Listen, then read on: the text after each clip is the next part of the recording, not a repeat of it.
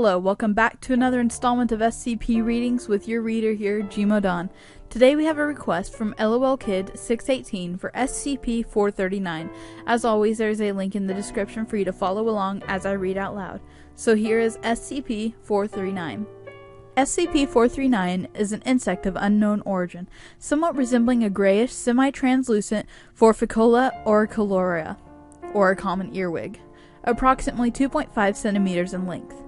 It was originally located/obtained in mainland China in the blank blank province. No other specimen has been found as of yet. SCP-439 is relatively harmless when encountered on safe terms, aside from the ability to deliver a firm, painful pinch with its abdominal forceps. The true hazard this creature poses lies in its habitat construction and reproduction, which is initiated when the specimen enters the mouth of a sleeping human.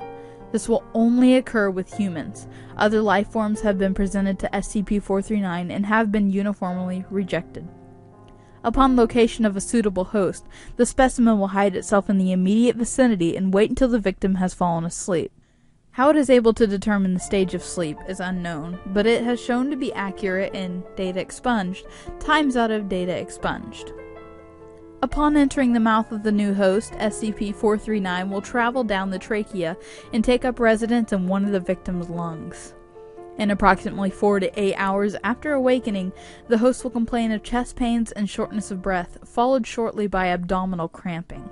The tightness in the chest will increase as well as a fever until the host is incapacitated. It is around this time that the onset of fibrodysplasia ossificans progressiva, or FOP, occurs, a disorder that is normally genetic in nature that promotes growth of bone into muscular tissue. Since the production of new bone growth is so rapid, the procedure is also quite painful for the subject, with new bone spurs occasionally protruding through the flesh. While this is happening, the host will become compelled to seek shelter in a darkened, enclosed space, such as inside household cabinetry, closets, or heating ductwork. Within the first 3 days without treatment, the host will become completely withdrawn and immobile due to the extreme pain of new bone growth coupled with difficulty breathing. At this point, the subject's body will begin the final stage of transformation into a bone hive. Having concealed itself in its new home, the body of the host will huddle in a fetal position.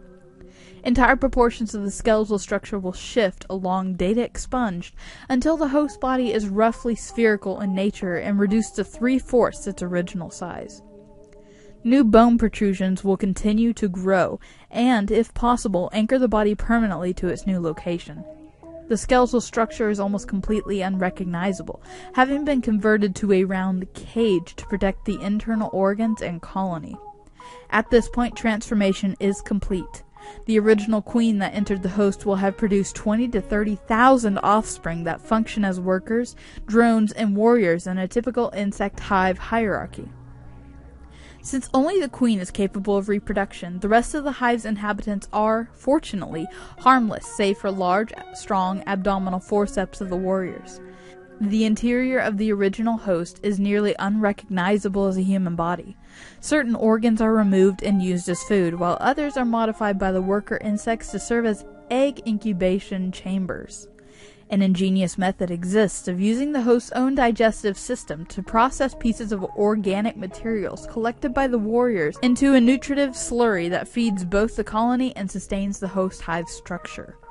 After 4 to 6 months, a new queen will emerge from within the ranks and choose a drone to mate with. At this point, the colony will destroy itself by rupturing data expunged, upon which the majority of the insects will die.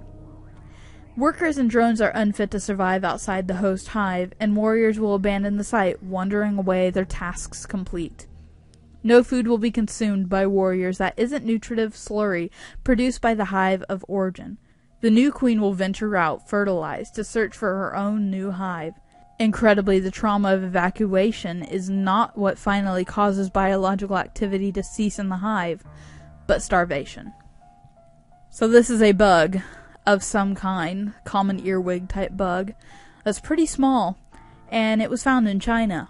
And what it does is it goes inside your mouth when you're sleeping, and it will lodge itself within your lungs, and it will begin using your body as its own hive, to where bones and such will start going in different ways, and you'll start going into a fetal position, and you'll get smaller and smaller, and soon you will just be a living hive for these bugs that pretty much work like a regular hive hierarchy, like the bees. You got the queen, the workers, the warriors, and eventually they will use up everything within your body, and a new queen will be found. And that queen, being fertilized from mating with a different, I think it was a warrior or something like that, they will then leave your body to go find a new one, and the whole process starts all over again. This one's definitely not a happy one. Don't sleep with your mouth open at night. Put some duct tape. Duct tape fixes everything. So that has been SCP-439. Thanks for listening in. As always, thanks for joining me. Like, comment, rate, subscribe, request, and we'll see you next time. Thanks, guys.